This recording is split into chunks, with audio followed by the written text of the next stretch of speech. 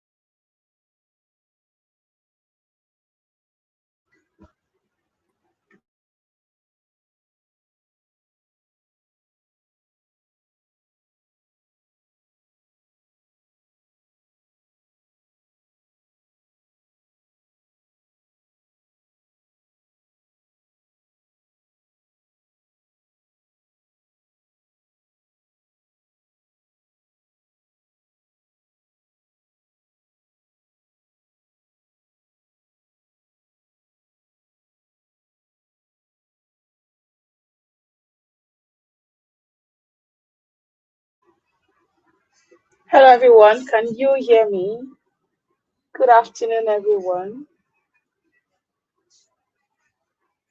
Okay, can you hear me?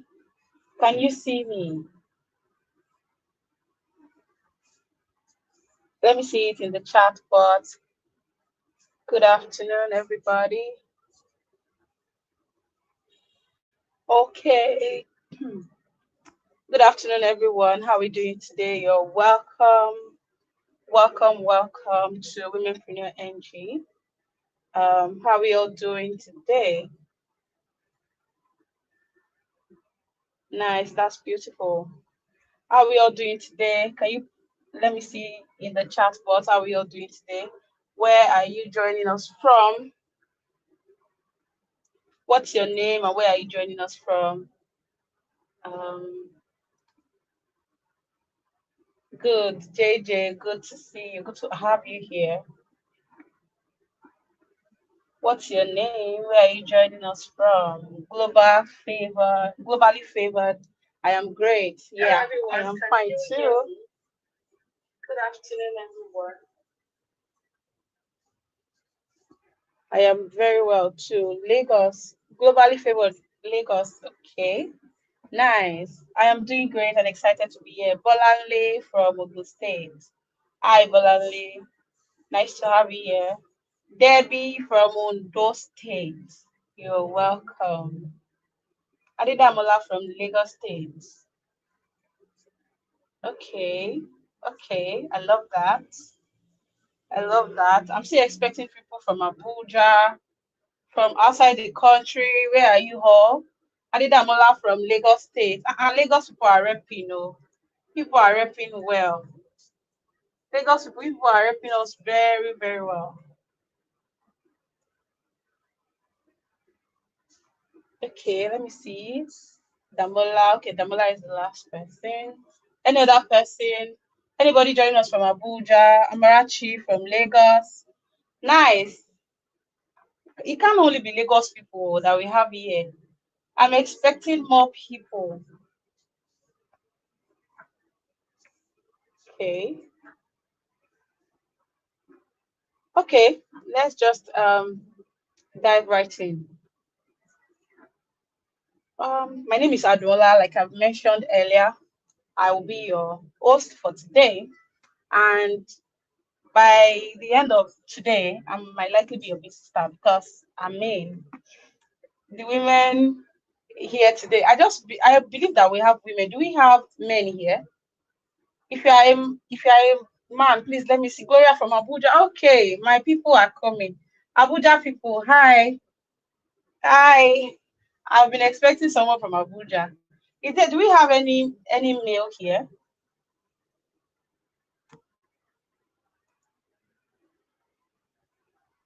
Okay. Anyways, like I mentioned, my name is Adola, and for today, I'm going to be your host. I'm going to cheer you on, be your hype woman. And I want to believe that by the end of today, I'm going to be your new big star. I've said that before. Clock it. Because we the women you're about to meet today are going to change a lot about you, change your mindset. They'll be changing a lot. And you will even see what you are actually capable of, right? You will see that, oh, you're capable of so many things. And if if before today you see this industry as something like a mountain, believe me, by the end of today, you'll be going home feeling like, oh, I can do all things through Christ that strengthens me. Believe me, these women, they are, I mean, it's not as if this tech industry is a very big industry that we cannot penetrate. It's not, it's not as if you can't penetrate. Um, it's an industry where you can actually start from the scratch and then you can see yourself build up by the end of today. Let me tell you my own story. Hello, let me tell you my own story. Okay, so I transitioned into tech a couple of years ago, let's say 2, 3 years ago. And I used to think, oh, everybody says tech. Tech is, now tech is it's too rigid. It's for the people that knows how to code. I'm not sure I can do all of this tech thing. But here am I today. I'm a project manager, Scrum Master, and I still train people on project management too. So you see, it's not as if the industry is not it's not something you cannot penetrate. It is penetrable, and we are expecting women like you, right? Women like you and I to penetrate this industry and do a lot of things together. We can actually do lots and lots and lots of things together. Okay, one more thing. I want you to drop in the chat box like one word. What do you want out of these 2 days? What exactly are you expecting from these 2 days? Um, Money, confidence, new career, new businesses. What exactly are you expecting from? Let me see it in the chat board, guys.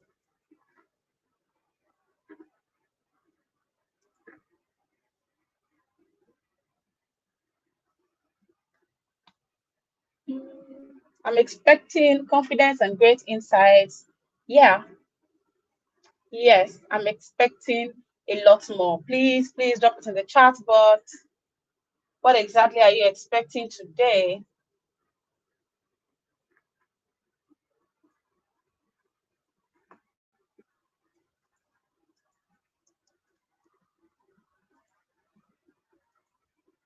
Exposures, nice. Don't worry.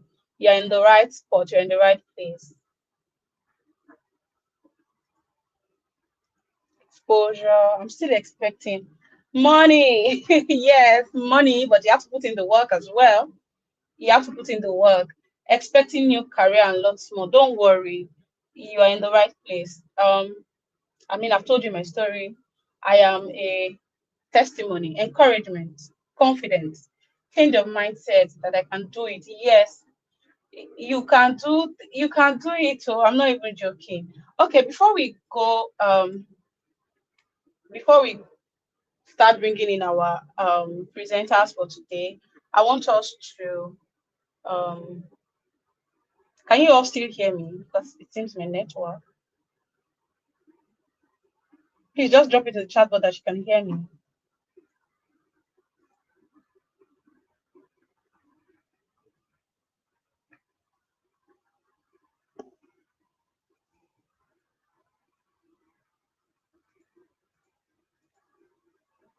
Okay, okay. Okay, so I want to tell us about Womenpreneur NG, our host for today, our major host for today. So, Womenpreneur NG is a growing initiative that's focused on empowering women, empowering girls across Africa with digital skills. We help with vocational training, entrepreneurial opportunities, and our vision as Womenpreneur is to help you build a world where every girl and every woman, regardless of your background, you can access quality training that helps you thrive and lead and contribute to your community's growth. Also, we have a mission which is to empower women in low income communities through we give access to education and tools that help you build sustainable livelihoods. Our goal is that by 2030, we want to be able to train over 10,000 women and girls in digital and vocational skills, which we are actually on the path to that right now. We want to also build a network of empowered women who we act as change makers in their communities, right? We also want to help in contributing to achieving the United Nations Sustainable Development their goals, specifically SDG 1, sorry, specifically SDG 1 that we helps with no poverty, and SDG 5 helps with gender equality, and also SDG 8 that helps with decent work and economic growth. And that's the art of Womenpreneur. We bring empowerment, growth, and impact to women in communities, right? Um, Okay. So before we start bringing in people, like I said earlier, um I want you to put it in the chat box. Oh, by the end of this, just say my name is this, and by the end of this 2 days training, I want. What do you want? Is it financial freedom? Do you want clarity? Do you want confidence? Do you want to finally start? Right? Please put it in the chat box. Okay.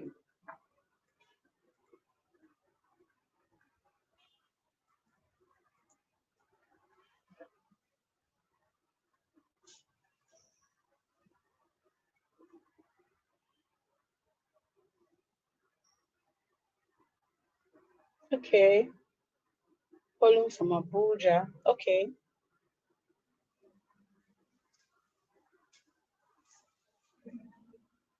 I can hear you. Okay.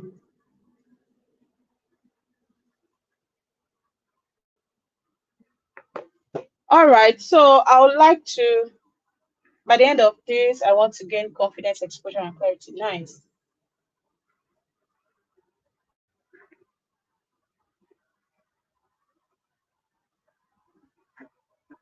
Okay. Where is everybody? I can't feel you. I can't feel your vibes in this chat bottle. Where is everybody?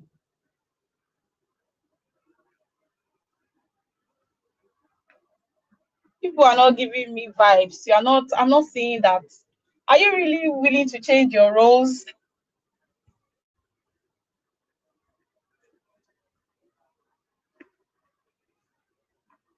Okay. So, ladies and gentlemen, right about now, I will be bringing in our panelists for today's session. The first keynote speaker. We have our keynote speaker today is a very strong woman. Her name is Ashley Emmanuel. If you know her, Ashley Emmanuel is the co-founder and chief operating officer of Semicolon, a technology talent company here in Lagos that has trained and placed African tech talent with organizations around the world. Before Semicolon, she served as CEO of EFINA, one of Nigeria's leading financial inclusion non-profits. She has spent over 15 years in impact-driven work.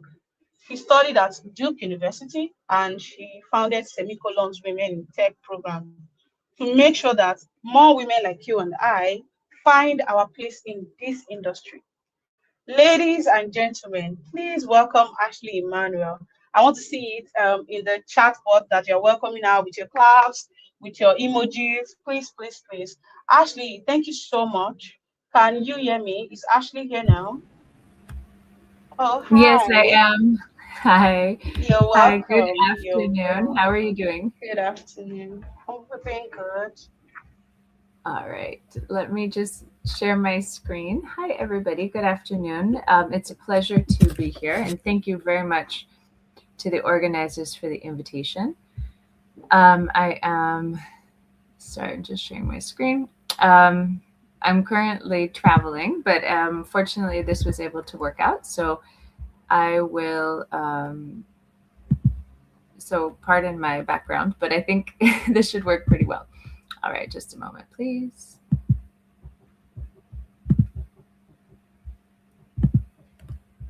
Okay. All right.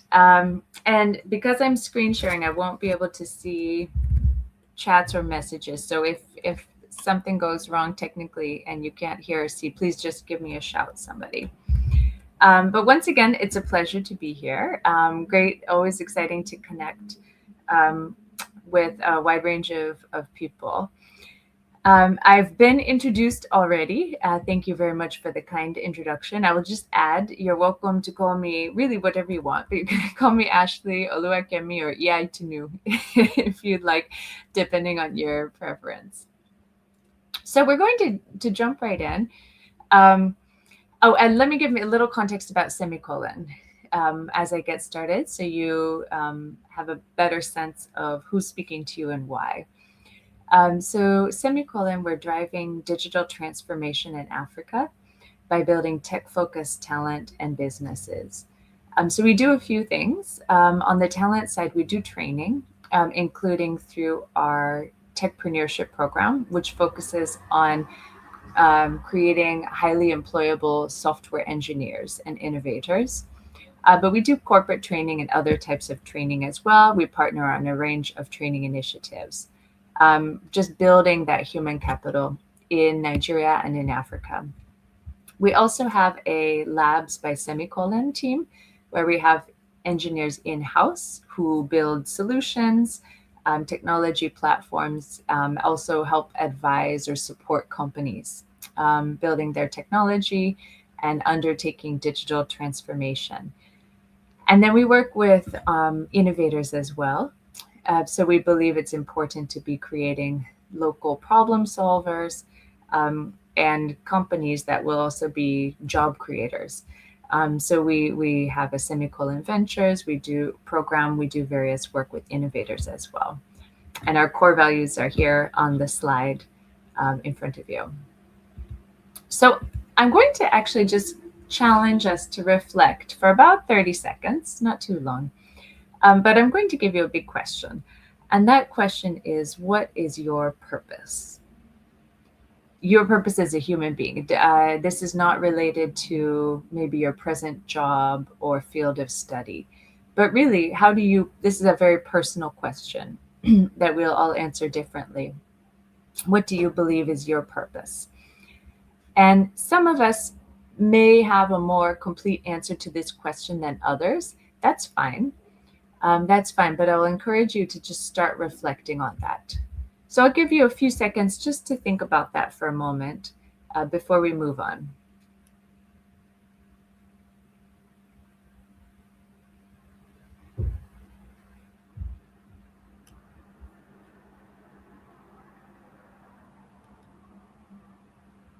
And if you'd like, you're welcome to drop your response in the chat, but really don't feel obligated because it's a personal reflection question. So you can continue thinking about that, but the reason that I'm asking this is because we're talking about really the question today is around how maybe what direction we take, right, in work and in life. And purpose is part, but not purpose is connected to this. Everything we do in work and life, we want to start with why, and that sense of purpose is our why. And I'm now sharing on the slide a graphic depicting a concept called ikigai. Some of you may have heard this before, and I really like this framework. This depicts the concept of when we're deciding really what to do in our life, maybe as a vocation or a calling, we're thinking about a few different things. So one of the things that we want to think about is what we actually love, what we feel we have a sense of enjoyment or what we're just drawn to as people. But we know there might be things that we love doing that we're not necessarily able to be paid for. Or maybe we love it, but we're really just not that good at it. So we can't necessarily create value in doing it. So as we think about our own personal, maybe career paths or vocations, we want to think about a few different things. What we love, which is that first circle at the top. On the left, we're also thinking about what are we good at? And of course, we can grow skills, and we continually do. So we also can think about what can we be good at, right? Or what skills can we grow? But I'll encourage everybody to reflect on your current set of strengths and what competencies we might need to develop. So we think about what we love, what we're good at. Then we think about what does the world need? Because there might be things that I love to dance, for example. And my first job when I was a teenager was actually teaching dance classes. So I love to dance. I was good enough at dancing that I could teach others. The world does need some dance teachers, but I could be paid a little bit for it. But ultimately, I felt that the world needs some other things more, some other skills that I can bring to bear. So I dance for fun. And on the side, sometimes I will choreograph, but that's not where I ended up kind of focusing my sense of vocation and what I do day to day in my work. So we think about what we love, what we're good at, but then what the world needs. And then if you're not independently wealthy, which is most of us, right, we also have to think about what we can be paid for. And if we're creating a business, what can be a financially sustainable business and what can generate enough revenue to pay others and meet the business operational needs.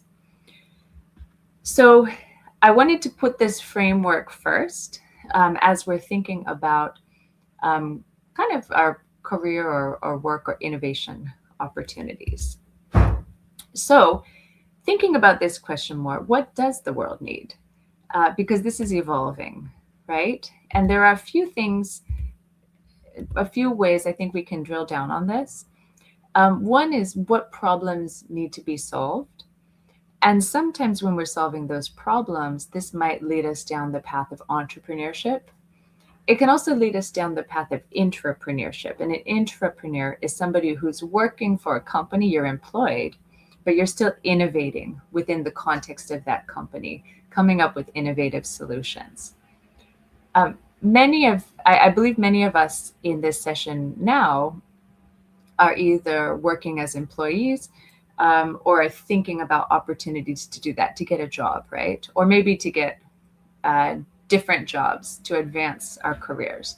So we also want to think about, what do employers need today and what will they need in the future, and how is that evolving? So I'll tell a story for Semicolon. About more than 8 years ago, my husband, who's also my co-founder, and I were observing a challenge, which is that employers were saying they could not find the tech talent that they needed. And this applied to large companies like banks in Nigeria, for example. It also applied to startups, even the startups that were able to start raising money. If you think about Paystack, Cowrywise, for example, these were two of the companies that we were talking to early in their journey. They could raise money, but they couldn't find local tech talent or sufficient local tech talent to be able to build those companies and grow. So we saw that this was a persistent challenge.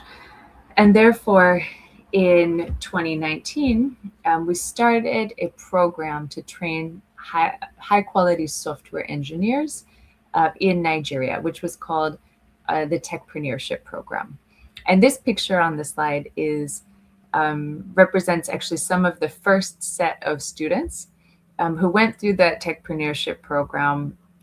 And this would have been around 2019. As you can see, mostly men, which we'll come back to, because there just were very relatively few female applicants, although we did have a first set of women within that cohort who really helped us kick off a Semicolon Women in Tech program as well. But anyway, what we did is we started off by saying, okay, what does the world need? What do companies need that they don't have? And when we thought about what the world needs, we actually thought not only about employees that companies needed to hire, but also innovators. And therefore, our Techpreneurship program focuses not just on building a skill set for employers, but also a foundational set of skills for people to innovate. Because regardless of whether they go into getting a job or eventually start their own businesses, we all need to have strong skills around problem solving, business management, and even entrepreneurship. So now we've been doing this since 2019, over 1,000 participants through our Techpreneurship program, some thousands more through other training programs. And then we can see that we've been able to solve some of that talent problem, at least to some extent, for some of these different companies that we now see on our screen, many of which are Nigerian and African, but some outside of Nigeria as well. So when we thought about what does the world need, right? Through our Techpreneurship program, we focused on building a wide range of technical skills, not just coding, but foundational engineering principles, really creating engineers that can pick up any new tools within a few weeks to solve problems.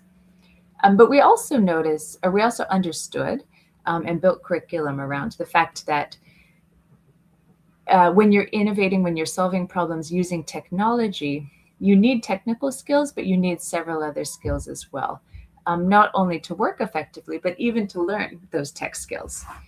So learning how to learn is actually a skill set. There are things that people can do when they want to learn that are more effective or less effective. So part of what we understood and actually teach people is what are effective learning techniques. Character. Nobody ever signs up, in my experience, for a course, a tech course to build character. But at the end of the course, looking back, they often say that's what they found most valuable. So character can include things like having the discipline to just turn up every day and continue when it's hard, to actually do the work instead of taking an easy way out. In a learning context, this nowadays, taking the easy way out might mean using an AI tool to generate an assignment instead of doing the actual thinking and work, which is where the learning happens, right? It means having the integrity to be honest, even when maybe you've made a mistake or things are difficult, many other things, right? A sense of character. But creating that value in today's world, it also requires other skills, leadership. Everybody, even the intern, still needs to demonstrate leadership skills, meaning that they can, in their own way, they might need to influence others. It means that they need to be able to work effectively with teams to build relationships, etc. Communication. We work with people who are interested in becoming software engineers because partly because they're introverted and they really like the idea of a job where they can sit in a dark room with 3 screens and just write code, right? But even if they do that kind of a job, they still need to be able to communicate. Engineering, any kind of problem solving is still fundamentally a team sport. You're always going to be interacting with different types of people, your colleagues, your customers or users, your managers, etc. So communication is important. And then, of course, critical thinking, which is required really for any type of work anywhere. So this graph might be difficult to read. If you can't read it on your device, that's fine. What I just want to highlight here, this comes from the World Economic Forum's Future of Jobs Survey 2024. It's just a graph forecasting core skills and what skills employers are sort of forecasting to be more important in the future. And what we see as those forecast important skills is we have some tech skills there. Technological literacy is going to be important for everybody. Some AI, big data skills. But a lot of those skills are actually those, what you can call soft skills, sometimes called durable or foundational skills. Things like resilience, analytical thinking, leadership, curiosity, and lifelong learning, etc.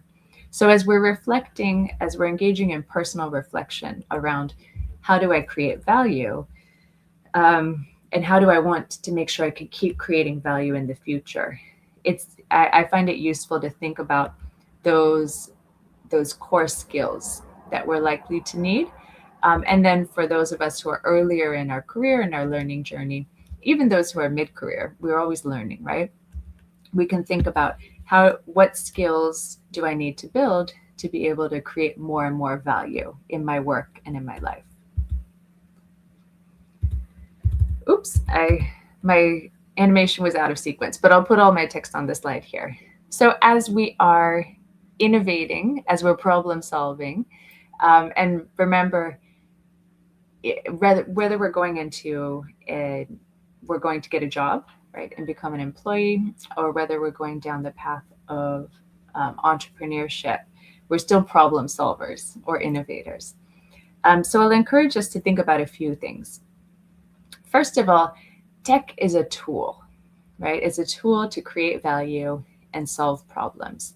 And we know that we can see today, right? It's quite obvious that those tools are evolving. I'm sure everybody on this call has seen technology evolve in our lifetimes, and we can anticipate that's just going to continue to happen more and more, right? So we want to be able to understand, we need to learn those tools, we need to learn about those tools, we need to have skills to apply those tools.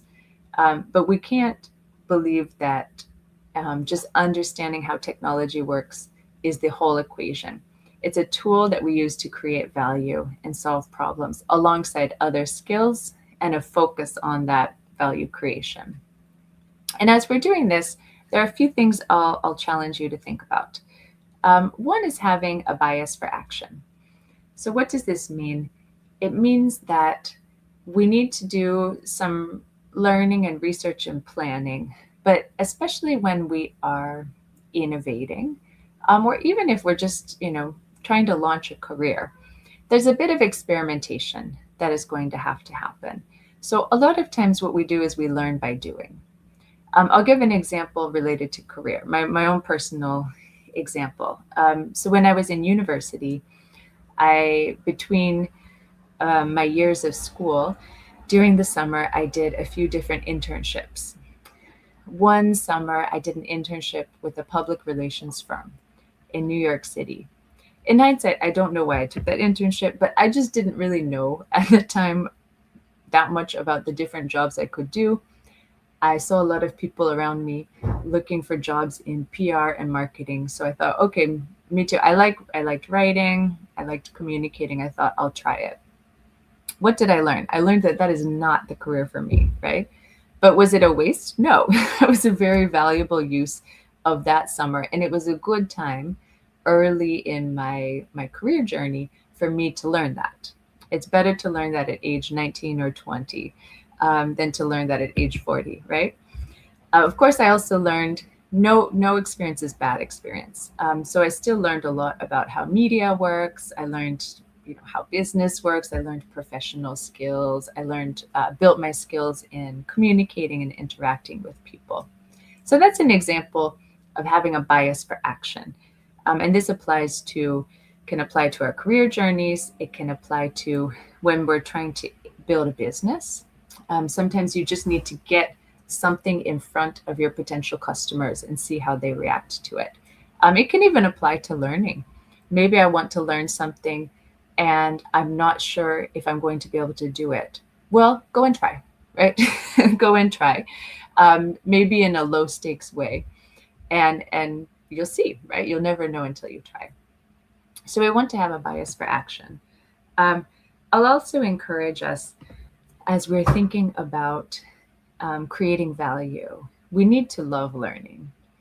I know that some of us have had experiences in school that unfortunately sort of killed that love for learning. I think all children are naturally curious and love to learn, but sometimes we've been in academic contexts that didn't really nurture that. So if that love for learning has been a bit lost in your life, I'll encourage you, go and get it back, right? Be curious, love learning, because creating value is going to inherently require continuous learning, particularly today. We need to embrace failure, right? So if we have a bias for action, we're trying things, there will be different kinds of failure along the way, and that's okay. So we want to have that courage to go out and try. And then everything we do, we want to really think critically and be willing to change our minds. And this can be changing our minds about our own pathways, but also definitely about in our day-to-day lives and work. Oh, and then last, I'll encourage us to also have a sense of community. So part of the reason I try to say yes whenever I'm invited to speak at events like this is that I think it's very important to be connecting in different ways and have a community behind us as we're growing, especially when we think about women in tech. And this picture, by the way, it's a picture of some of our semicolon techpreneurs at semicolon Women in Tech Hangout. Sometimes it's helpful to have community, a sense of different supporters around us, especially when things become challenging or we need advice. So I want to just highlight quickly a few different examples of women from diverse backgrounds who we at Semicolon have seen take on the challenge of building their skills in tech, really using technology to create value, and have succeeded. And I will talk through a few of them, but not all. So this is Remy, who went through Semicolon's first cohort in our techpreneurship program, starting in 2019. She did excellently well. In fact, they nicknamed her Remy Google because everybody could just ask her questions and she would know it, since she had applied herself so to learning so deeply. worked for Semicolon for a few years, but has now worked for different companies, both within and outside of Nigeria over time. Hadiza here is from Maiduguri initially. She left the north when she was young because she wanted a different pathway for herself, didn't want to just go straight into marriage at a young age. Had gone to a polytechnic, but still was, I believe, working as a merchandiser, maybe for a supermarket, before she came to Semicolon. After going through our techpreneurship program, she actually taught. So she joined our staff as a facilitator, teaching other software engineers for a few years before she ended up joining MoneyPoint as an engineer. Fumi, also from an early cohort, I believe had been braiding hair before she did our program, then worked for Old Mutual for several years as an engineer, is continued to rise in her career. Doris, I've put here, I've put a full picture of her because she's been very intentional about wanting to serve as a model for people who look like her to be able to enter career paths in tech. She went through our program several years ago, is now a software engineer. I won't go through all of these. I will highlight Ugo in the middle, who I pictured with her family, mother of 4. Decided that she was actually a lecturer, but decided that she wanted to really move to the next stage in her career, came through our techpreneurship program, was able to do this, the strong commitment toward learning, despite having young children, now has gone down the product management track, excellent product manager. And I won't talk through all of the rest of the women on this slide, but the point that I wanted to convey is that we've seen a lot of young women from a very wide range of backgrounds across Nigeria, from different regions in the country, different ages, different educational status. Some of them haven't gone through university. Some of them lacked family support. Jennifer, the young woman toward the bottom of this slide, her parents or her guardians initially were opposed to her studying, becoming a software engineer, although hopefully they've since come around, right? We've seen women from a lot of different backgrounds who have decided to take the leap, to enter careers, to launch their careers in tech. And time again, as long as they are able to work hard and stay committed, we've seen them be successful and really be able to create value and build their own lives proactively. So as I'm wrapping up, I'll just leave us with this challenge. I was focusing a little bit more on individually, how we can create value as individuals through going down, becoming strong, desirable employees, maybe entrepreneurs and innovators. As we grow and we're growing our skill set and our sphere of influence, I'll also start to challenge us to think, everybody here, to think about how can we collectively be empowering more women to enter tech fields and thrive in them. And maybe as I wrap up, I'll also just make a note linking back to the theme of this speech, because I know the title was around building wealth, right? And I haven't actually used the word, I haven't talked about money in this presentation. That's quite intentional, because really, if you create value, the money will follow. And this applies to us as individuals. It also will apply as we're innovating for those who want to become entrepreneurs, start and run businesses. But it is very valid. We do need to eat. We need to survive. We need to have financial stability for ourselves, for our families, for our communities, and to create a financially prosperous country and ecosystem as well. So certainly focus on figuring out what that value is and how do we create that value, but the money will follow. And for young women like these and many others with whom we've worked at Semicolon, we've also seen that happen as well. So we've seen many women achieve not only career success and creating value, but the financial stability that they require in their lives as well. So as I wrap up, I'll just say I would love to stay in touch with anyone here. So please feel free to connect with me on LinkedIn. You're welcome to also follow Semicolon's social media. We periodically have various types of events, physical and Legos, usually in Legos, or virtual events that we open up to the public to try to create more value in our ecosystem. So you're welcome. If you follow our social media, you'll see announcements about those. But happy to stay in touch personally as well. So I will wrap up here. If it's in the format, I'm happy to take questions. If not, then if you have any questions, you can reach out to me on LinkedIn as well. Thanks very much. Thank you so much, Ashley.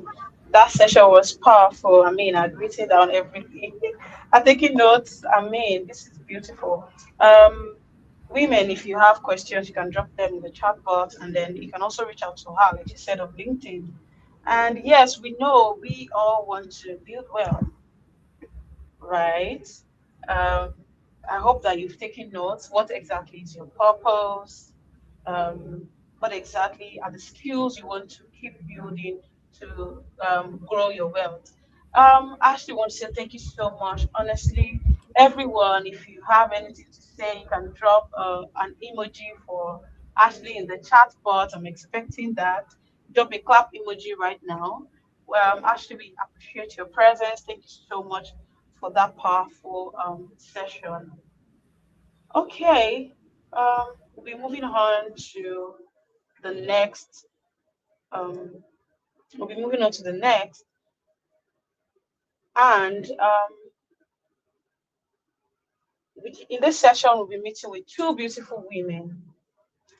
These two beautiful women, they have built wealth, built themselves, build their global brands in this particular industry you want to come into. And I will firstly want to introduce our panelist. Our first panelist is a techpreneur and the co-founder of Creovine. Creovine is a B2B tech company. She's building AI native products, which includes Bridge, an AI powered hiring platform. And she's also there's another one she's building, which is called Lyra.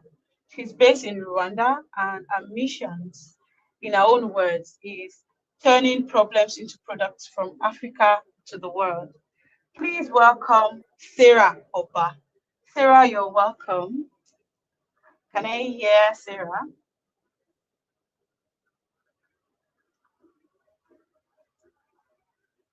Okay, joining Sarah is a senior product designer at Monday.com. She designs enterprise solutions used by some of the world's largest organizations. She's also the founder of Design Chicks, a nonprofit that has supported over 2,500 women across 17 countries. I mean, through a mentorship, scholarships, and career development since 2023. She teaches over 35,000 professionals online how to build global careers, how to transition into tech. And in 2026, very recent, Brumel magazine named her one of London's 30 most exciting rising stars. Please welcome Chidima.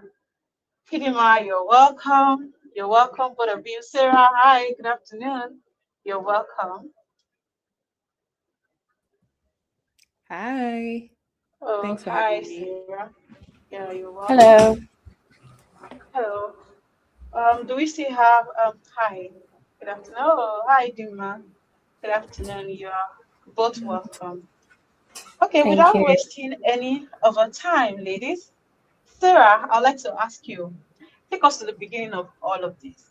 Where exactly did your path, where, what exactly rather did your path into tech look like, and what almost stopped you?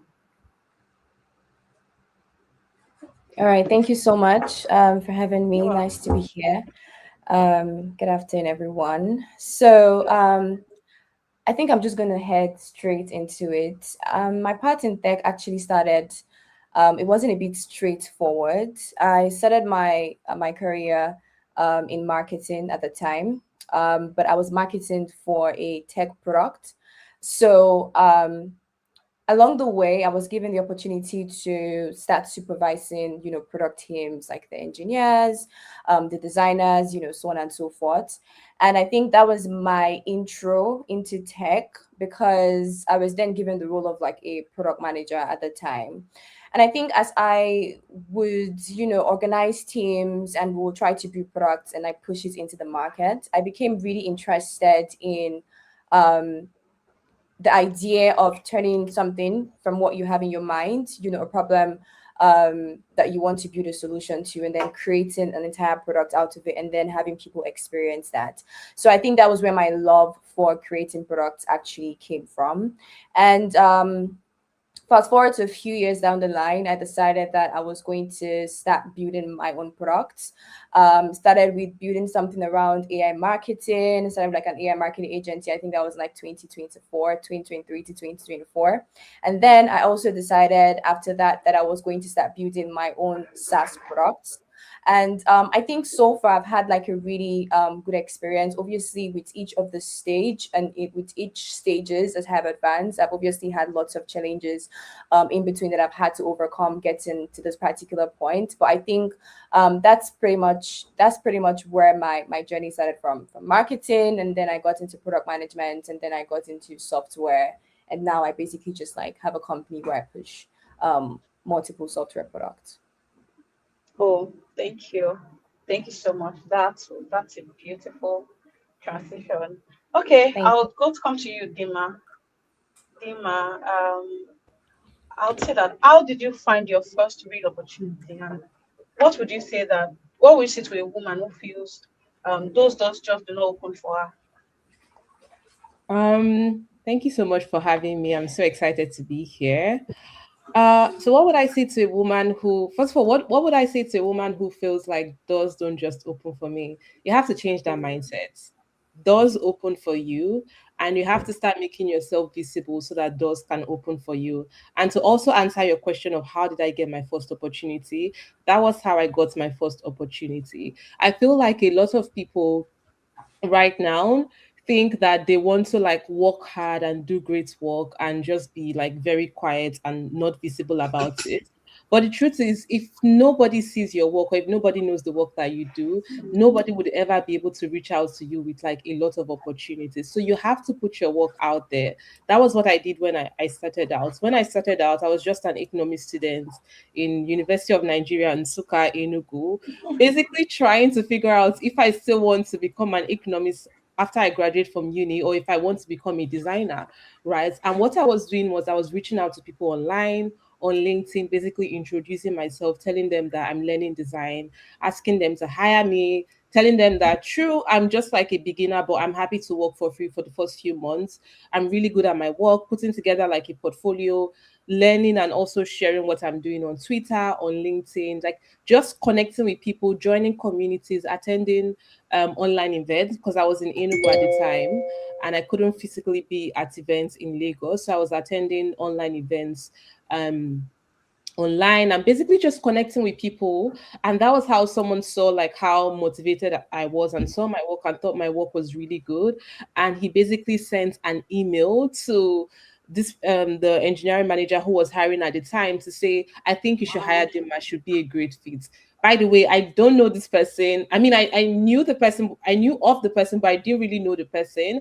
I was just putting myself out there, reaching out to people, telling them about who I am and what I do and what I've done in the past and what I can do. So they saw that vim in me and they were like, definitely like need to recommend Dima for this opportunity. And then they sent that email and the person reached out to me, booked a call, scheduled an interview. The interview went well. And that was how I got the job. And I moved from Enugu to Lagos. So you have to put yourself out there. You have to stop thinking small when it comes to yourself, because your mindset basically is what your reality would end up being. So you have to start thinking big. You have to start saying to yourself, opportunities are meant for me. Big opportunities are meant for people like me and for me, and I'm a great person and I'll do great work. And don't just do great work and keep quiet about it. Do great work and put your great work outside. In fact, even if the work is not great, just put it out there and even ask for feedback. That was what I was doing when I started out. I'll put my work out there and ask people to give me feedback and tell people to share their opinions with me. And they kept on doing it and they kept on seeing my progress and they wanted to hire me.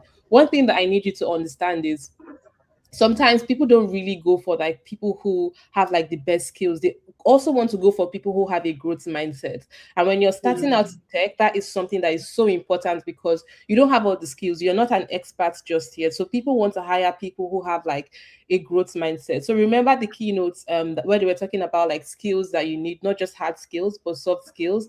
This is where like the growth mindset comes in. When people see that you have this like willingness to want to learn, you want to grow, they also want to hire you so that you can join their team because they know that you move their team forward. So yeah, that's what I would say to a woman who feels like, yeah, opportunities are not for her. Change that mindset. Thank you so much. Ladies, you heard that. Go change your mindset, and visibility is very, very important when you're trying to get a job or you're connecting. Opportunities are meant for everyone. Don't think, oh, I think these opportunities are for some set of people. Opportunity is for everybody. Just go out there and make it work, right? Okay, I'll come back to you, Dima. Now, Sarah, what does it actually take, right, to turn a skill into real income? Okay. Thank you for the question. I think there are different factors to be considered when it comes to, turning a skill that you have into income. But I think one thing I want to start with is having a skill and making money from that skill are two completely different things. And they oftentimes involve two different skill sets, right? Like if you want to monetize a particular set of skills that you have to approach it from a different standpoint. I remember when I was just getting started in my career, I used to think that maybe when I become so good at what I'm doing, then the opportunities will flow towards me. I used to think I needed to become absolutely perfect at what I was doing before I would get opportunities or even before I'll be able to monetize. But I think my journey so far has kind of like proved that is actually not the case. So I think I'm just going to also pick up on something that Dima mentioned. Visibility is key because nobody is going to hire you if they do not know you. And so one of the first things that you need to do if you really are really serious about monetizing your skills is trying to become as visible as you can possibly get. And it's really, really important because um, visibility in the world that we live in today is a currency, right? And if you are able to make yourself visible by people, employers, people who can connect you to the right people, it will make your journey so much easier in terms of like monetizing. And also because right now we have an increasing number of people who are offering particular skill sets, right? So you have to be visible in a way that helps you stand out from the crowd. And take for example, for me, when I was just starting out in my journey, one of the things that really helped me was I tried as much as I can to put myself in front of the people that I felt like could give me the opportunities that I actually needed. And that played like a major role in, how fast I have grown over the years. And being visible comes in different ways. It can come from, trying to share your journey. Sharing your journey is a major one for me. It's something that has really helped me, over the years. Also, trying to, share your expertise in one way or the other is also really helpful. Just putting yourself out there, creating content, allowing people to see you, allowing people to get to know who you are. Because I think that's also one way that people can get to see the way you think, right? If people get to see if you are visible through your content, right, or whichever means that you choose to be visible through, you get to have people understand who you are, get to see your personality type. For example, Dima mentioned something about having a growth mindset, right? Sometimes it's a bit difficult to know if a person has a growth mindset or not if you don't really get to interact with the person. So being visible would give people that way, that means of interacting with you to get to know how you think, right? I think another thing to have in mind as well when it comes to monetizing your skills is treating offering your skills and services as an actual business and trying to structure it like a business, right? Because I think that way you'll be able to sort of like maximize your profitability along the way. It doesn't mean that you necessarily have to like set up a company or, do incorporation and all that stuff, but you need to from day one start to treat yourself like a business and approach yourself as that. You are offering skills and these skills are services to people, so you need to start thinking around what about pricing? How well would you be able to price your services? If you want to come to pricing, you have to look at what other people are charging in the market. You might want, if you're just getting started, you might want to have a pretty competitive pricing just to get people in the door that can offer reviews or that can vouch for your services. And apart from pricing, you have to think about scalability as well. You have to start being, as time goes on, you might have to start thinking about how you can get more people into the door, how you can get more people to patronize you, use your services and all that kind of stuff. So I think just having that business mentality from the get-go is also very, very important, because it will really determine how far you go in monetizing your skills. And I think that once again, building relationships is actually very, very important. I do know that visibility also ties into building relationships, but you also want to prioritize building relationships. And there's so many ways to build relationships in the world that we live in today. You can build relationships by, attending events like, what we're trying to do right now. You can build relationships, ask for mentorships from people that you think would really help you get to where you need to get to. Try to learn from these people, and you never can tell one way or the other. Once people know what you do, it's much more easier for them to be able to make an introduction for you in their own network whenever the needs arises. So I think also beyond just like learning the skill, I think you also have to learn how to position yourself in general. You also need to learn how to communicate the value of what you do. You have to communicate what makes you different. Like if I want to work with you, for instance, why should I work with you um, rather than working with person B or C or D? You have to be very clear on that, and you have to make sure that people understand. You want to make sure you're able to communicate that quite clearly and in a very concise way, so that way to also help people that might want to work with you make those kind of decisions faster. And also whatever thing that you do, you want to make sure that you are consistent. If you choose to be visible today and not visible tomorrow, or you choose to do this today and not do it tomorrow, it might really affect the rate at which you're supposed to grow and how fast you get to where you want to get to. So consistency in terms of positioning yourself, consistency in terms of visibility, consistency in terms of building relationships, all of this, bringing it together, I think that monetizing your skill is definitely something that would be doable and possible for anyone. Thank you so much. You said a lot. A lot. In fact, I had to write down a lot of the things that you said.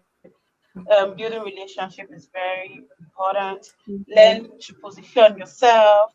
Be consistent. You're flogging me because I am very inconsistent with my content creation. But thank you so much for that. Speaking about business, right? As someone building products from Africa for the world, what are the access to opportunity? What does access to opportunity really mean for someone like you?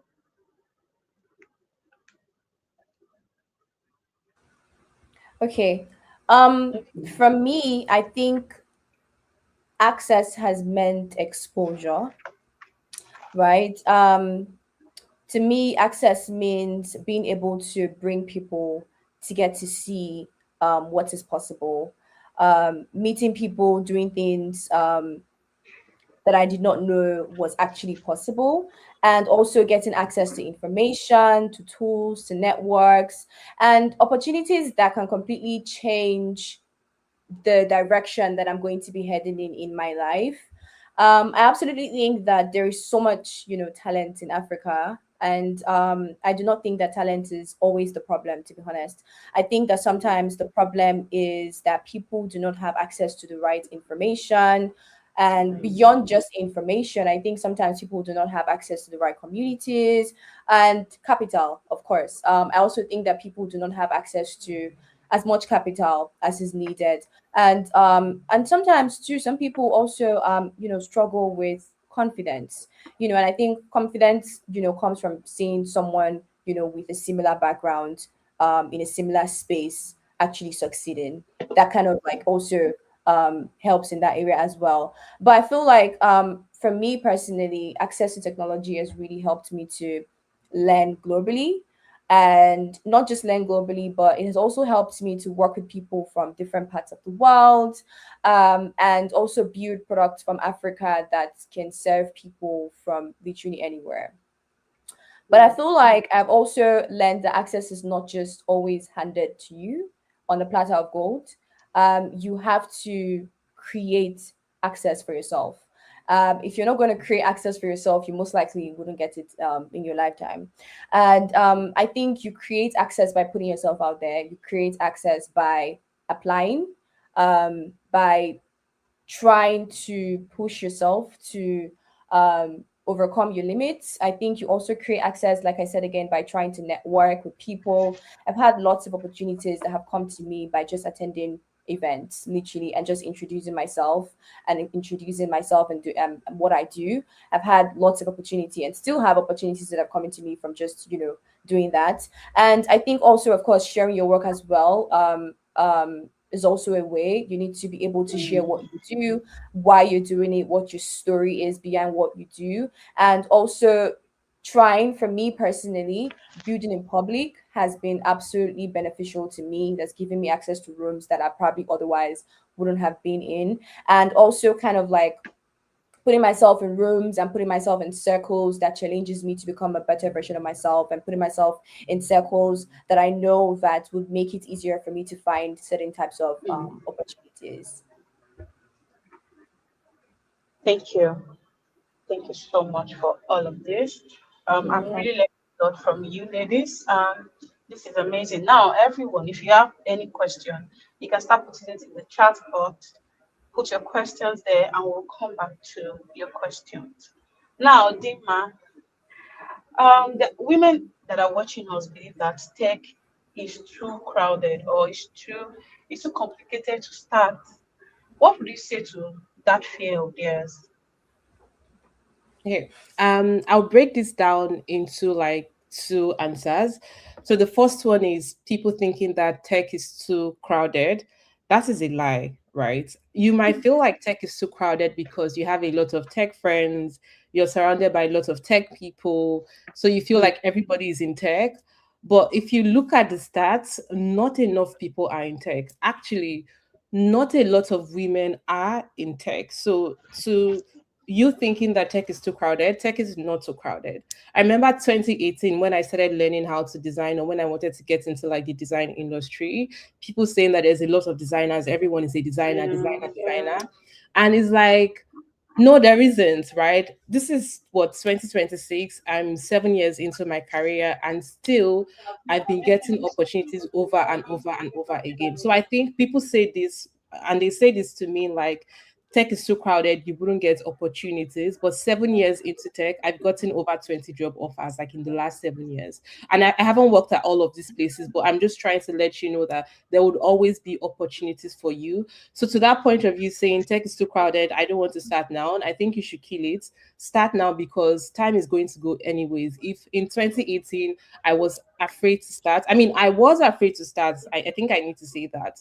I started my career not because I wasn't afraid. I was very much afraid, but I was doing it scared.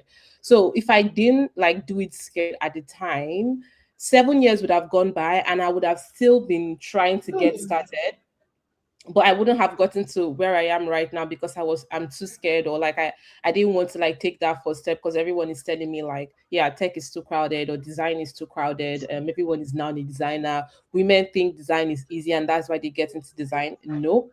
That is not true. So to that point of tech is too crowded, no, tech is not too crowded. There are other people who are also saying, with the rise of AI, is tech roles still relevant? Yes, the answer is tech roles are still relevant because people are also looking for talents who can apply AI in their work.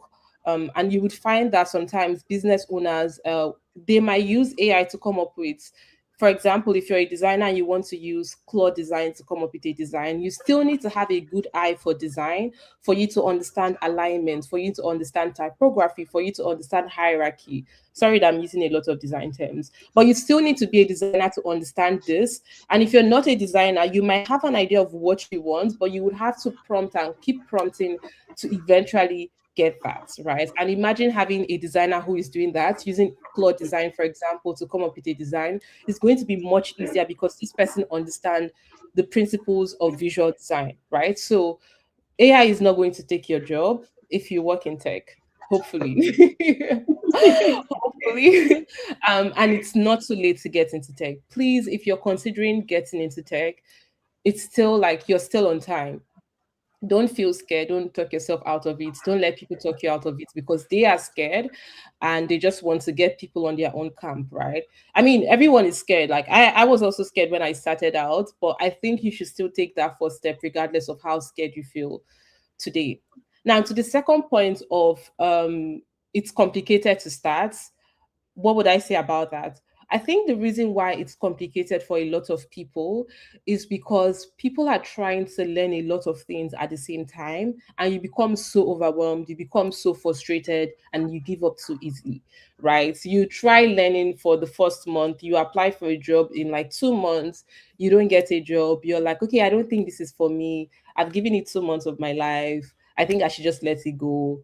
And that's it. No, I don't think you should do that. I feel like you should break it down, give yourself a curriculum. So first of all, if you are curious about what tech career path should I get into, you don't know like what tech career path you should get into, I've actually built a tool that you can use to discover it, and it's free. It's called Tech Match, techmatch.tech. You can go to Tech Match, tell like the tool like what you're currently interested in, what you studied, what you find exciting, and it would recommend like different tech courses you can take. So that is step one. Once you figure out the different tech path that you can get into, the next thing that you need to do is to create a curriculum for yourself for the next 3 months. So give yourself 3 months to learn what you can, because of course you can't learn everything in 3 months, to learn what you can to get your first internship or your first job, right? So let's say you want to become a designer. You give yourself, use whatever AI tool you use, ChatGPT, Claude, give yourself like time to um build that curriculum and give yourself time to like learn the basics of what you need to know to become a product design intern. And after 3 months, if you realize that okay, I'm not interested in product design, I don't find it exciting, you can try a different career path. It doesn't have to be 3 months. If you realize in 6 weeks, in 3 weeks, that okay, this is not the career path that I'm interested in, then you can pivot. It's okay to pivot. It's okay to like start something and realize that this is actually not what I want and I want something else. And you can go and you can try learning something else. That way you're not just like reading a lot of resources. Because if you're trying to teach yourself like how to get into tech, which is how I got into tech, it can be quite frustrating and overwhelming because you're seeing a lot of resources. People are saying, have you read this article? And you find it, you're like, okay, I haven't read this article. Am I behind?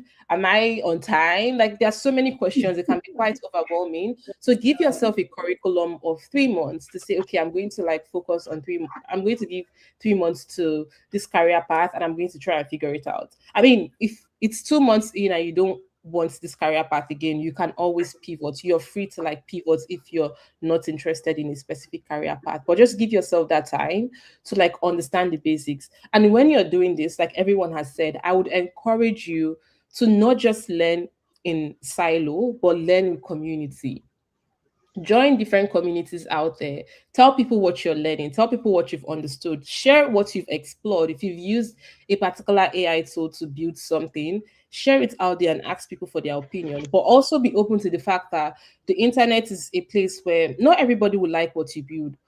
people would have their own opinion, right? You have to, it's not the easiest thing to do, but you have to build that tough skin to know that people might give you feedback that you don't necessarily agree with. And you have to also understand that feedback is a gift. You can either accept it or you reject it, right? So share what you're doing out there, because that way people can see that you're learning. You will also create visibility for yourself, and if someone is trying to hire you, then they can see that, okay, this person is putting in the work and we need to like bring them on our team because they have a growing mind, they have a growth mindset. Not just that, join communities, because again, when you're in communities, you find that communities do a lot of like mentorship cohorts. For example, in Design Chicks, we have a lot of mentorship cohorts where we pair like beginners in design with designers who have like years of experience, so they can share their knowledge with you. Communities also give free resources as well. You would see communities like She Code Africa, for example, doing laptop scholarship, course scholarship. So just in case you want to take specific courses to get into tech, you find that these communities would give you like free resources to learn a tech skill and get into tech, right? Not just that, you'd also find that they have events like these ones that we're having where you have speakers come and educate you so that you can have the knowledge that you might be missing out. And you can also meet people as well. So when people talk about networking, for example, they think networking is only networking up. You need to just network with somebody who is like up there, someone who is a senior, someone who is a leader or like a lead in a company. But that is not how networking works. Network with the people around you, because the person who you're sitting with today might join Paystack, right? And at Paystack, they might be looking for an intern front end engineer, and the person knows you because you're in the same community, you went to the same events, and you like built some form of relationship, and they'll be like, oh, I know someone who I can recommend for this opportunity. I think successful precious would be a great fit for this role, so let me recommend her because we built that connection. So when you think about networking, don't just think about networking in terms of networking with people up, also network with your peers as well, because opportunities can come from anywhere. It's not just from like top down, it can be from top up, it can be from sideways as well. So that is one thing I would say, like,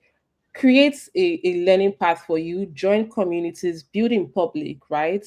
Share your work. That way it's easier for you to learn, and don't be too scared to like pivot. If something is not working, don't spend so much time. When I started out as a graphics designer. I was learning graphic design in school. By the way, when I started out, I was learning design, but I didn't have a laptop. Okay, so if there's someone here who is thinking, if there's a woman here who is thinking, oh my God, but I want to learn, but I don't have all the resources, don't limit yourself to like where you are right now. That is what I would say. And it's not the easiest to say, by the way, because when I started out, I didn't have a laptop, but I was learning how to design. I was watching videos on YouTube, and when I find a friend who has a laptop, I will try and design. So I will install Photoshop on their laptop and try and design some things on Photoshop, because at the time I was learning graphic design. So if there's someone out there who is saying, "Oh yeah, but I want to learn, but I don't have like a laptop, or I don't have like a, I don't have internet, I don't have money to buy data." If you're in school, use your school Wi-Fi. If you work somewhere and they have a free Wi-Fi, download the video. If you like, just use what you have and start with use what you have, start where you are right now, and don't give yourself so much excuses, but also don't make it so complicated for yourself so you don't give up too easily. Like, break down your learning paths into different milestones so that you can give yourself the opportunity to hit that milestone, you can celebrate, and you can have confidence in yourself, and then you can keep moving. So what I would say to you is, learn what you need to learn right now to get that first opportunity. And then once you've gotten that first opportunity, learn what you need to learn to move on to the next opportunity. Yeah. All right, thank you. Thank you so much for that. Um, quick one. What is one practical step a woman can take this week? Can take them to the next level. Wow, I have a lot of steps. Start with what start where you are, and start with what you have. Literally, like, that is the step that you need to take. And that step could mean you you have your phone, you want to become a product manager, but you don't have a laptop. Start with your phone, like watch videos, what's it called, watch videos on YouTube about how to become a product manager. If you don't know what it is that you don't know what tech career path you want to get into, go to Tech Match. answer the questions, figure out what tech career path you can get into, and start reading articles, right? Ask Claude, ChatGPT, Gemini, whatever tool you use to build like a learning path for you. Start posting on LinkedIn. In fact, post on LinkedIn about the fact that you actually don't know what tech career path to get into and you're just starting out, right? Like, don't give yourself, like, people say that they, oh, I don't have this so I can't start now, no, oh, I don't have this so I can't start now, or this person is more privileged than me and that is why they are where they are, which might be true. But if you keep giving yourself excuses, the time will go regardless, and you'll still be in the same place you are like 3, 4, 5 years from now, which is not what we want. So I want you to start with what you have right now and start take a step, right? Your first step can be to figure out what career path you want to get into, or like post on LinkedIn, or just something, but just start somewhere. Like, take an action today. Like, don't just say, okay, I've watched all of these things, I'm going to go home and give myself so many excuses. Like, do something today, and it could be like just watching a video, it could be just reading an article, it could be you sharing something about yourself on LinkedIn. Just start. It could be connecting with somebody on LinkedIn to be like, actually, no, connect with somebody from this conversation, or this event, and say, oh, how did you find the event, what are you trying to do, can we be accountability partners if that is something that you need? And you can start building that relationship, but start with where you are, start where you are, and start with what you have. That is what I would say. Thank you. Thank you so much. I hope you guys remember he said take action today. Read, keep learning. And I want to say that learning is part of the process. Okay, you want to transition into tech. It's not enough to say, oh, I just want to transition into tech. Once I get into a 3 month boot camp and I get a job, and that is it. You have to keep learning every day. You learn every day. And also remember she mentioned that you should also take action. Um, before we go, please, I would like the both of you to finish this line in one sentence. Like, tech will give me dash. What will tech give to our audience viewing from home?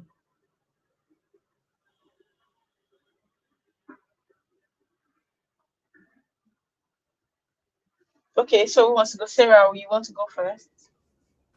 Okay, sure. I think I would say that tech can and will give you the ability to turn your curiosity into opportunities for yourself. Mm, okay. How about you, Dima? um I would say tech has given me a global career, because not only have I worked in Nigeria, I've moved from working in Nigeria to working in Rwanda to Germany to now the UK. And I've also worked for like companies in the US and in different parts of the world, because I have a tech career. And I feel like if I didn't have a tech career, if I had like a traditional role, I don't want to mention any specific role, I might be confined to like where I am. But tech just has given me this opportunity to build a global career, and I can work for like any company in any part of the world from my house. Yeah. Mm, okay. Thank you both so much. We have a few questions in the chat box, but I want you both to rest a bit. We used to be available for the next session. Probably answer the question after the next session. Okay, how about you, Dima? Sure. I All might right. have to Thank jump you. out because of work, Okay. but I could take Okay. one and then jump out. Yeah. Okay. Okay, let me ask this particular one. He says that I am a front-end developer, but most jobs I see says I need a degree in software engineering. What should I do? First of all, you don't need a degree to get into tech. I mean, I'm not a software engineer, and I know software engineers who have gotten into tech and don't need a degree. I have a friend who actually was who studied like finance, and she used to work in like the finance world, and after a few years in her finance career pivoted into like being a software engineer and now works as a software engineer. So the answer to that question is no, you don't need to study anything like tech or computer science to get into software engineer or to get into any tech role. I studied economics in uni, and I'm working as a product designer now. So I don't have any tech degree. Yeah, I don't have any computer science degree, and I've worked for like international organizations, right? So you don't need any software engineering like degree for you to get into like software engineering. You just need to learn the basics of software engineer to get into software engineering. And you don't also need a certification to get into software engineering. It would be good for people to see that you have a certification because it shows that you have a learning and growth mindset.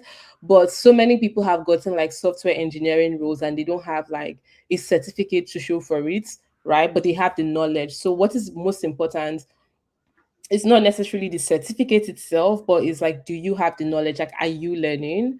So yeah, that's what I would say. All right. Thank you so much.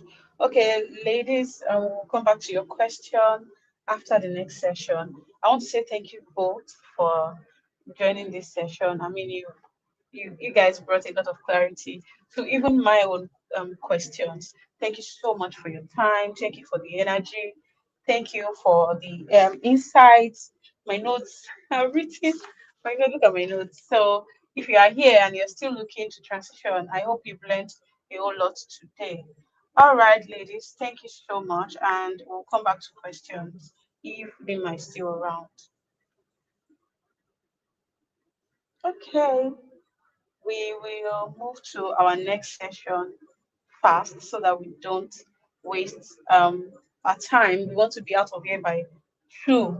Okay, so our next panelist, okay, the next session is going to be a fireside chat with the founder of um, Womenpreneur. Our next guest, her name is Victory Ogenovo. She built the very organization behind everything you've experienced today. She's a certified project manager, the founder of both Womenpreneur NG and MatVest Africa, an initiative that brings knowledge and support to women in low income and rural communities. She also founded the PM Tribe. If you know what that is, that's like the fastest growing community for project managers in Nigeria, where she hosted Nigeria's first global project manager summit. Our work is guided by the UN Sustainable Development Goals on ending poverty, gender equality, decent work, and honestly, everything you've seen today exists because of this woman. Please welcome Victory Ogenovo. Okay, let me see your welcome emoji, your love emojis, welcoming Victory. Victory, you're welcome. You're welcome.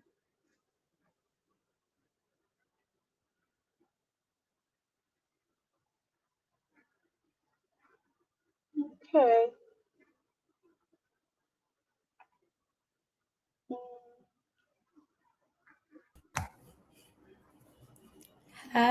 okay. Hi. Hi. Hi. Hi, Hi. good Good afternoon. afternoon. Good Yeah, you're afternoon. welcome. You're welcome. How are you doing today? I'm fine, thank you. Thank you. Okay. It's good to have you here. So I have a few questions for you. I All want you right. to think in-depthly and take us back to the beginning, to the very beginning of all this. What makes you decide to build Womenpreneur? And what did that the first version of Womenpreneur, what did it look like? Okay, so what made me decide to build Womenpreneur? I've shared this Mm, story a lot of times, and I will still share it today. So at the time I was studying computer science in school, I had just gotten back from my IT, yes, in 300 level. And there was this role, a web developer, front end developer role. And because at the time I was learning front end, just I was not learning, I had learned. So I was a front end developer at the time. I saw the role and I decided to apply. Apparently, the recruiter, they saw victory. And most times when people see victory, they just assume that the person is a guy. So they thought I was a guy.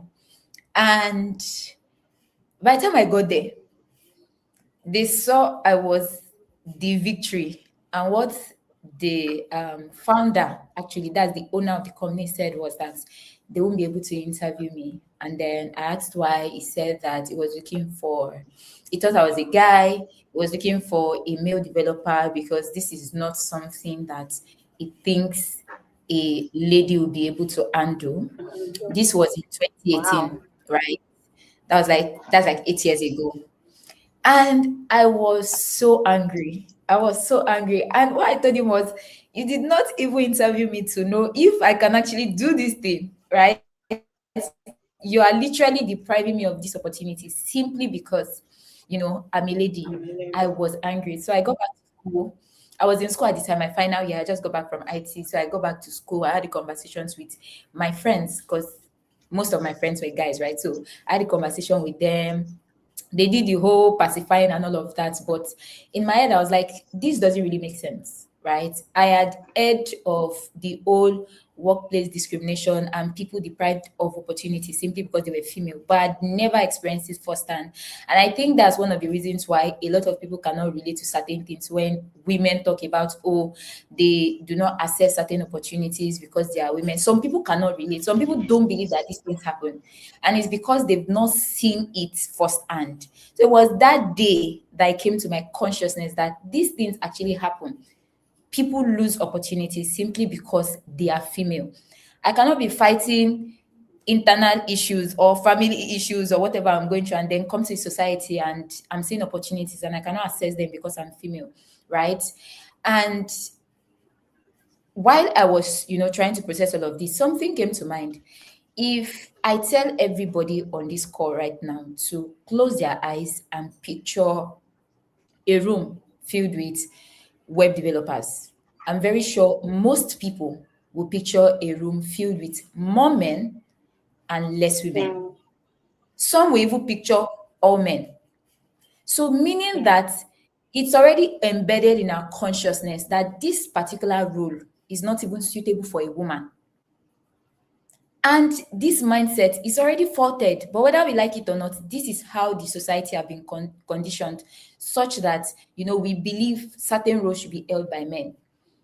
And yet we can't blame the society because a lot this particular industry, which is the tech industry, as at 2018, thank God for programs that are offering free trainings, discounted trainings, and all of that. But as at 2018, I would not picture a room filled with web developers and picture women in that room. I most likely will picture one woman, and maybe I would be that woman. I'll picture most in the tech industry. When we talk about web developers, we're talking about men. When we talk about certain roles, we're talking about men, right?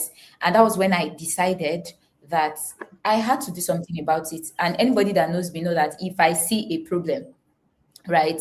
The first instinct I have is how do I actually create a solution for this problem? It's not enough that I can recognize this problem. What am I doing about it? Right. And another thing that when I thought about it, I knew I was going to do something about it, but I did not start immediately. So, like I said, I was in final year, so I was having conversations with some of my classmates. I asked all the guys what they wanted to do, after they graduated. About 90% of them knew what they wanted to do. Some of them were already doing it. And then I asked the ladies, about 90% of them did not know what they wanted to do, right?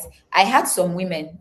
I know this feels like, oh, you hear these things, but they are not real. I had some of the ladies, that's my classmates, that were literally saying that, I don't know yet, but my plan is to get married to a rich man. And it may look like this is just something that we talk about jokingly, but that's basically how a lot of women's mindsets are, right? If I try, it doesn't work. I get married to someone that have money and I don't have to really stress about it. And that was actually what made me start Womenpreneur, right? To just bring more women into the understanding of the kind of power they carry.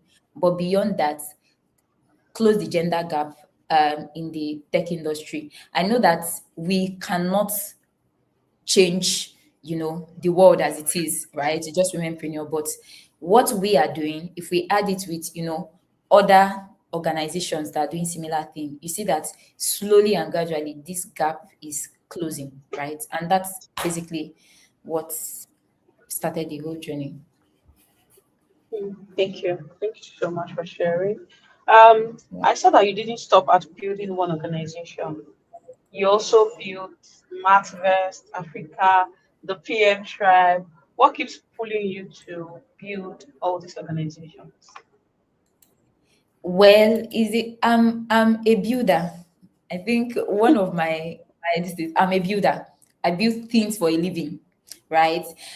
What inspired womenpreneur? I already said it. MathVest is also focused on women.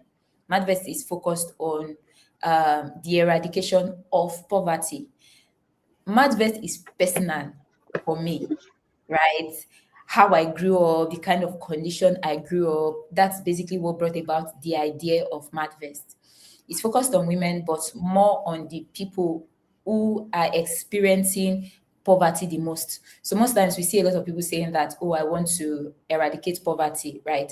How do you eradicate poverty when you are not even attending to the people that live in depth inside the poverty? So that's basically what Mathvest is about, right? And then PM Tribe, I'm a project manager of over 10 years, right? While I was transitioning to project management full time, there was no community. The transition process was hard. When I mean hard, it And was hard because jumping from one resource to the other. I searched for community. These things were not existing. And like I mentioned earlier, I'm someone that if I see a problem, I won't talk about it. I will build a solution around it. And that's basically why I built something called Madvest. And then I had to build PM Tribe again. If I see another problem and I can't see a tangible solution, I will build it tomorrow. way So to that's how I build. built Madvest and PM Tribe.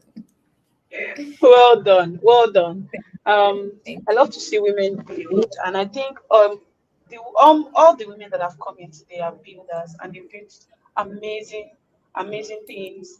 And I'm looking at myself and saying, Adu, you must build too. I mean, my next question would be that as a certified project manager yourself, what role has the skill played? I mean, the project management skill. What role has it played in your own journey?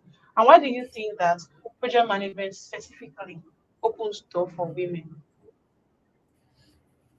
Okay, so one career path I always advocate for in tech or in any industry, right, is project management. And the reason is that one way or the other, everybody have project management skill.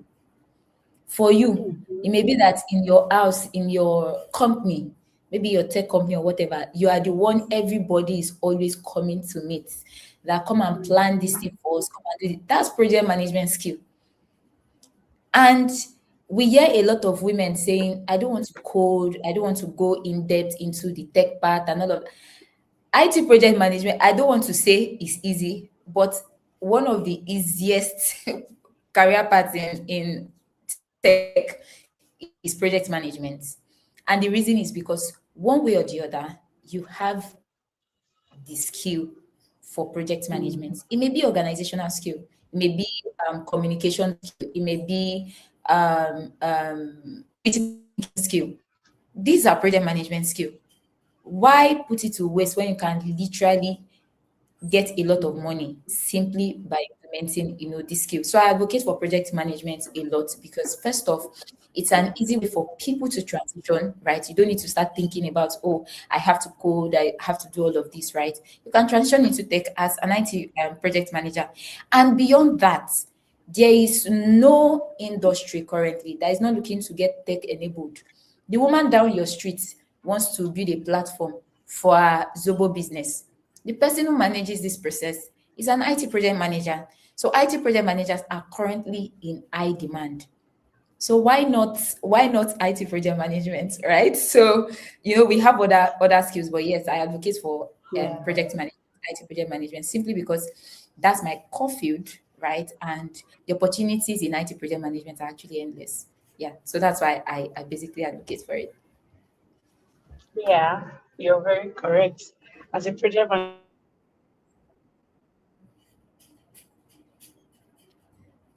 manager myself, I can say that everything you said is true. Moving on, when you look back at the women that have come through women premium, right?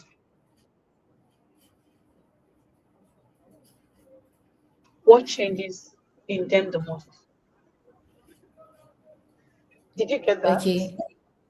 Yeah, the line was kind of breaking, but if I get you correctly, you said from the women we've trained at Womenpreneur, what changed the most about them? Changes. Is that What your changes? Yes, yes, yes. That's my okay? question. So first off, it's the mindset shift, right? Like I said, the reason Womenpreneur itself was founded is so that we can actually, show women that they can be better, right?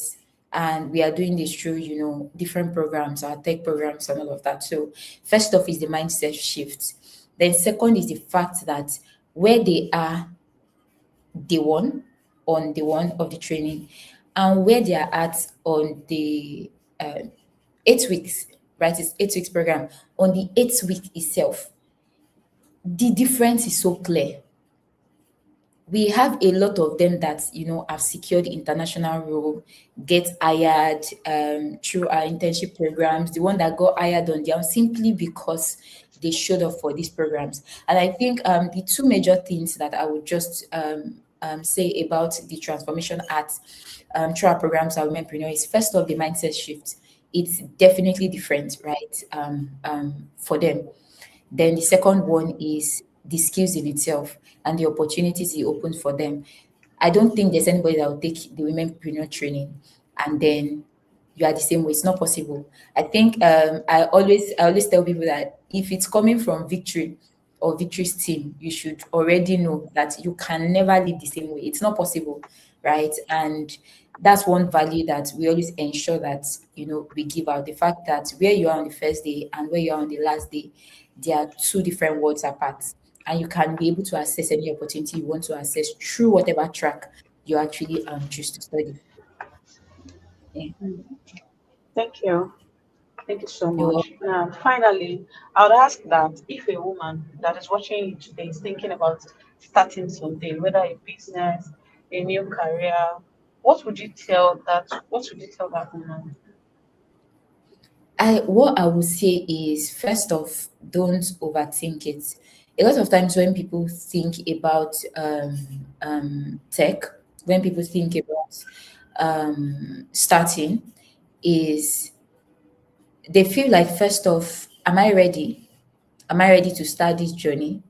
And one thing you need to understand is that you can never, and I say it, there is nobody in this life. I will beat my chest. There's nobody in this life that is 100% ready, right? So you have to first off tell yourself that I don't need to be 100% ready to even start. And then you actually start. You learn everything you want to learn on the way. I did not build all the things I built simply because I was in a very good place mentally. When I started Womenpreneur, I was a student. We started training students. Imagine someone that was, I was still learning front end development, right, at the time. Imagine me now teaching all that. So if I should follow the old, I have to be ready, I most likely would never have built Womenpreneur because wherever I'm at, there's always a better place that you can be. So you can never be ready. So take yourself from the space of I have to be ready. That's one. Then two, just start immediately. Then three, you have to stay visible. If you've ever gone through any of our programs, be it especially PM Tribe, Womenpreneur, one thing you should know is I would never allow you hide. It's not possible. We never, let me not say I, because my team members will implement this thing more than I do. We never allow you hide. Like, why learning a new career when nobody is going to know about it? How do you assess opportunities? Do you think opportunities just land on your lap simply because you're learning something? Life doesn't happen that way. One thing I always tell people is I'm 10 years in project management, and when I transitioned into IT project management, I spoke about what I do so much. Dates, there is no IT project manager role that have come to my desk that I have to apply for. I've never had to apply. Never. It's either you came highly recommended, we need to negotiate salary, we need to do this, we need to do that. And the truth is, 80% of these roles, I don't even take them, right? It's not always about the money because it may be that, oh, is the pay not? No, they actually pay very, for you to even come to my DM, you definitely have the money to pay. But I don't accept most of these things because I mean, there's so much I'm building at the time, right? And currently, so I can't take them up, and that's where our community members come in through referral. We refer community members and all of that. But imagine I was first off waiting to start, and two, I was not visible. And one thing I tell people is it's easier to actually attract than apply.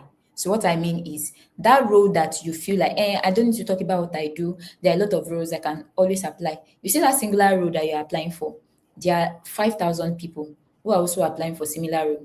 If you get that job, it's maybe God is on your side, and all of that. And I promise you, it's just like the PM tribe. A lot of the roles you see, not majority, I said a lot of the roles you see outside concerning project management in Nigeria, they come to my DM for direct recommendation. These companies come to my DM to, oh, please refer someone that. But there are thousands of people applying for these roles. So the old recruitment era, or the way recruitment is being done, has changed. People are relying now on visible people. People are relying now on referrals and all of that. I can't refer you if you are not even visible enough for me to see. Nobody can refer you if you are not even visible enough. My first ever big girl role in IT project management was referred to me by someone that I did not have a personal relationship with. I remember where I was standing in my room when I got the call from that company, right? And they said I came highly recommended for this role, blah, blah, blah, blah, blah. And they were calling to negotiate salary with me. They did not ask me if I knew what I was doing. They did not ask me if I've been an IT project manager for a long time. They did not ask me any question like that. All they called me to do was negotiate salary. And I had to ask them at the end of the day, when we're done with everything, right? Who recommended me? The person that recommended me put our career and everything on the line. I do not know her personally. Do I have a contact? Yes, I had a contact because I needed to, see someone, and she was the one in charge of that person and all of that. That was the only relationship I had with her.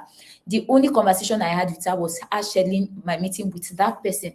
We've never had a conversation, but she recommended me simply because she was seeing everything that I was putting out. So it's very easy for you to access opportunities, very easy for opportunities to come to you in tech when you are visible. And I don't know if it was Dima that mentioned that as well, right? You have to be visible. If for nothing, take your visibility serious. Let people know that this is what you do and show up excellently well. If you are going through a learning process, people can come through your journey, right? And will recommend you for roles because they saw your growth in this particular skill.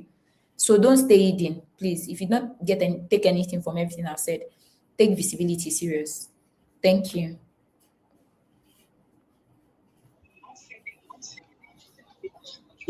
Hi. But before you go, I want you and Sarah, if Sarah is still here, to answer. I think we have a couple of questions, and we're just going to take that in a few seconds. Is Sarah still here? If Sarah is here, please bring her back. Okay. Um.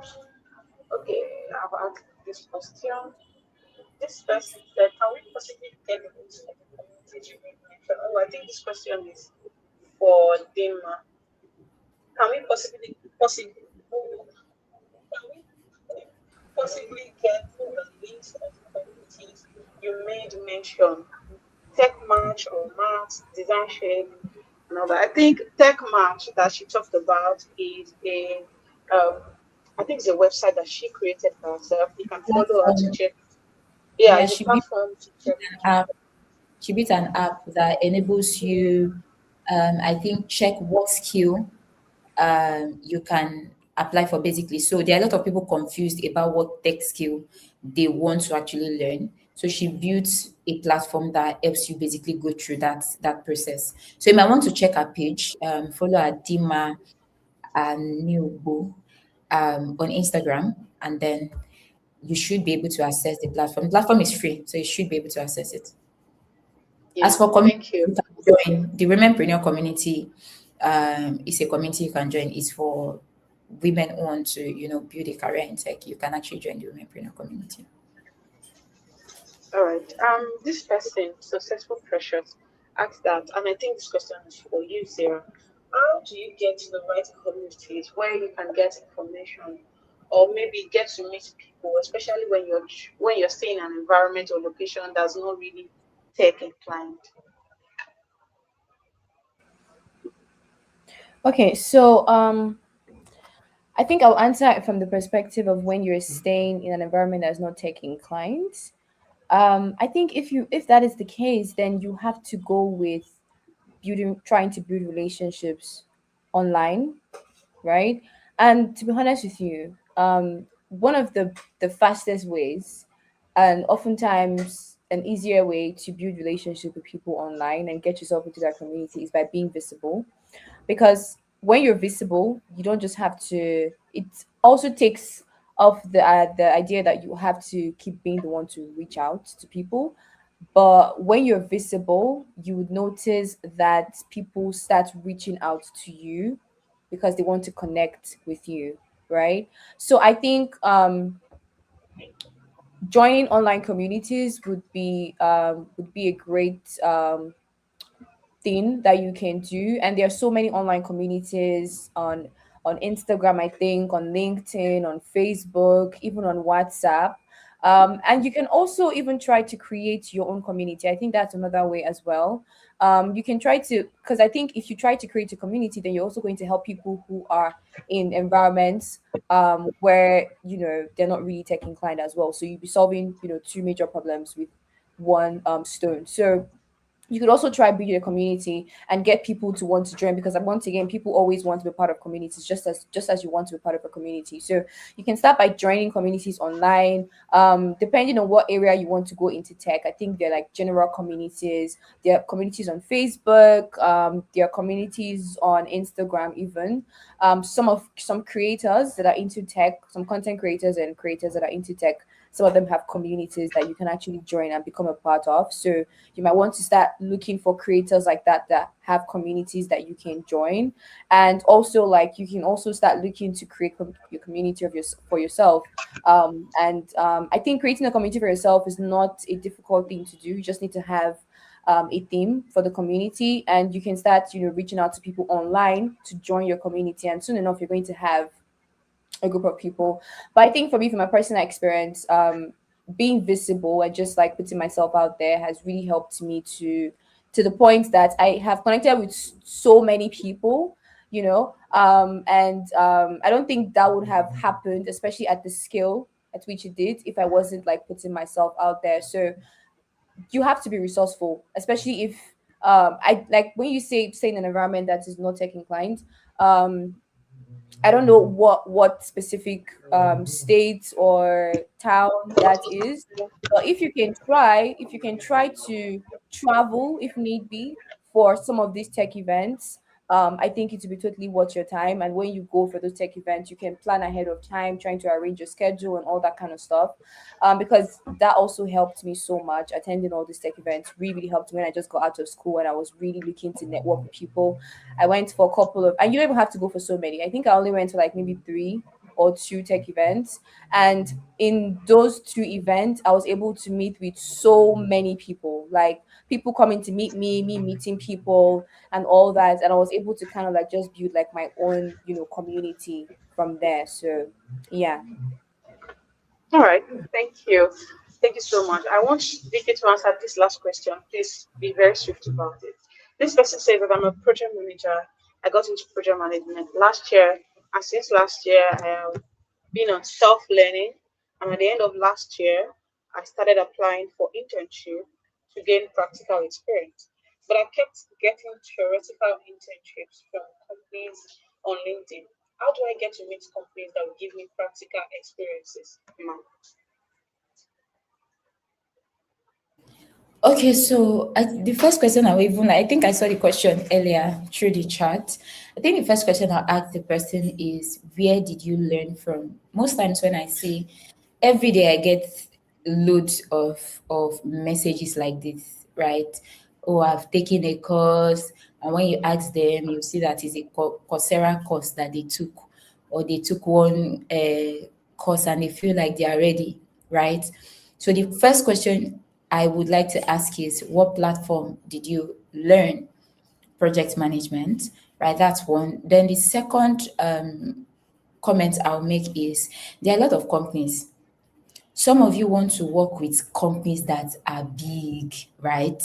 Um, um, this company is well known.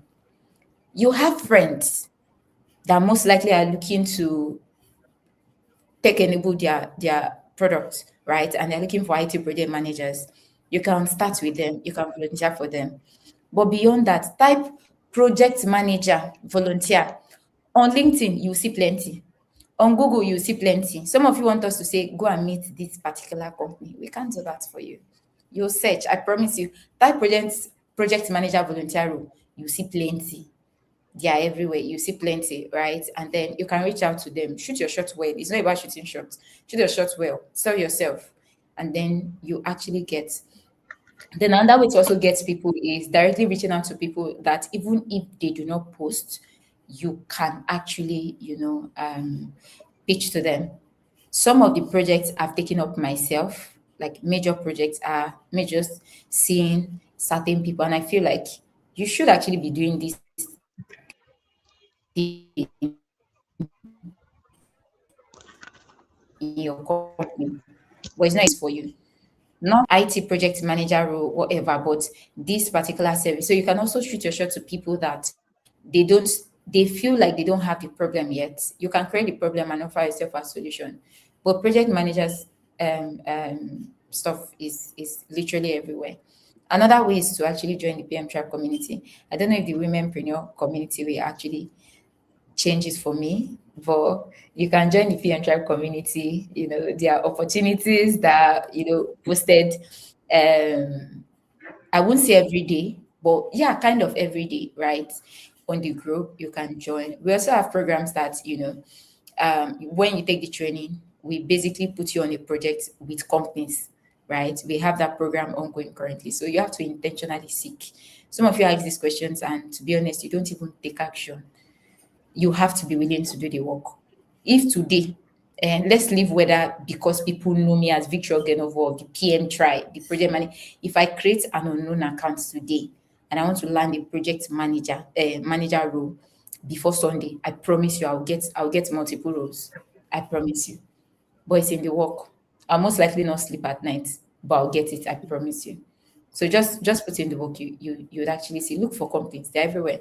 Reach out to any company and tell them you want to volunteer for them, and then you get it.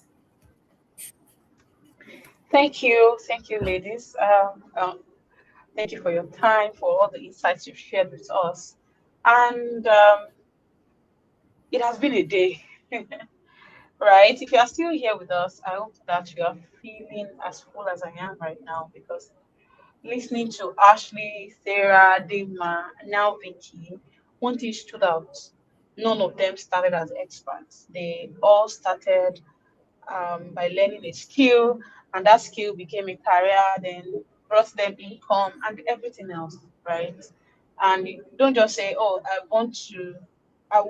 Stop using the word I want to," without actually taking action. And I have to say this because some of you watching are exactly where this woman once were. Um, you have heard all of this today. You have seen that it is possible. And I know that some of you are even sitting there thinking, oh, I want that for myself. That is exactly why Womenpreneur exists. Womenpreneur, we have trained over 5,000 women in digital skills since 2018. And many of them are working today. Some earn internationally, they build the kind of life you just watched on this stage, right? The world is going digital. AI is changing a lot of things every day. And this is genuinely the best time to start.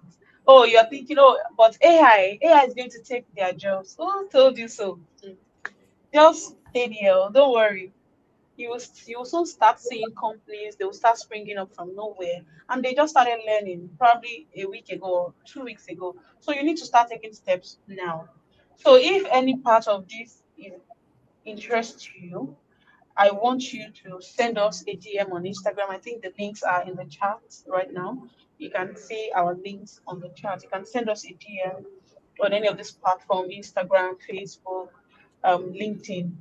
Our link will I mean, you can also email us, even send us a DM. We're going to reply you. So tomorrow we go even deeper. I want to round this up. Oh, it's exactly 2 o'clock. We go even deeper, right? And if you're interested, if you join us tomorrow, same time, 12 p.m. Before we go, I need you to type in the chat. What is that one thing you're thinking? I mean, you're taking away from us today. What exactly is that one thing? Just swiftly put it in the chat box. What exactly is that thing? Okay, and I want you all to also know that we are offering a 90% scholarship. So reach out to us in our DM today. Finally, Sarah, do you have anything to say to our people before you leave? Anything at all?